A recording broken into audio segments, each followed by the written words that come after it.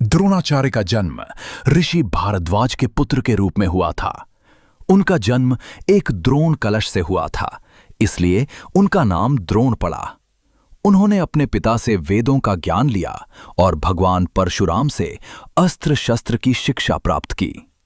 परशुराम जी ने उन्हें ब्रह्मांड के सभी शक्तिशाली दिव्यास्त्रों का रहस्य प्रदान किया।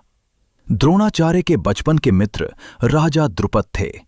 द्रुपद ने वादा किया था कि राजा बनने पर वे अपनी आधी संपत्ति द्रोण को देंगे। लेकिन जब निर्धन द्रोण मदद के लिए पहुंचे तो द्रुपद ने उनका अपमान करते हुए कहा कि मित्रता समान स्तर वालों में होती है। इस अपमान का बदला लेने के संकल्प के साथ द्रोण हस्तिनापुर पहुंचे। वहां उन्होंने कुएं में गिरी राजकुमारों की गेंद को तीरों की मदद से बाहर निकालकर अपनी योग्यता सिद्ध की। इससे प्रभावित होकर भीष्म पितामह ने उन्हें कौरवों और पांडवों का गुरु नियुक्त किया। द्रोण ने अर्जुन को विश्व का सर्वश्रेष्ठ धनुर्धर बनाने का वचन दिया था।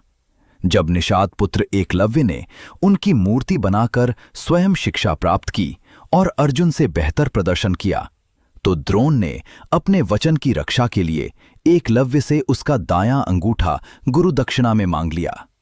ये उनके जीवन का सबसे विवादास्पद निर्णय माना जाता है।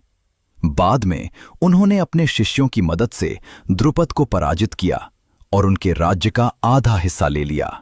महाभारत के युद्ध में द्रोणाचार्य ने कौरवों की ओर से युद्ध किया। भीष्म के बाद वे सेनापति बने। उन्होंने चक्रव्यूह की रचना की, जिसमें वीर अभिमन्यु मारा गया। उनकी शक्ति इतनी प्रचंड थी कि उन्हें पराजित करना असंभव था। अंततः श्री कृष्ण की सलाह पर भीम ने अश्वत्थामा नाम के हाथी को मार दिया और ये फैला दिया कि द्रोण का पुत्र अश्वत्थामा मारा गया। जब द्रोण ने युधिष्ठिर से पुष्टि मांगी तो उन्होंने कहा, अश्वत्थामा हतो हतः नरो वा कुंजरो वा। अश्वत्थामा मारा गया, चाहे वो मनुष्य हो या हाथी।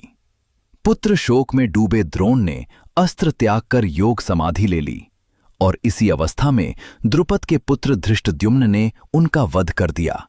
द्रोणाचार्य का जीवन ज्ञान, कौशल और अपने सिद्धांतों व संबंधों के बीच संघर्ष की एक अमर गाथा है।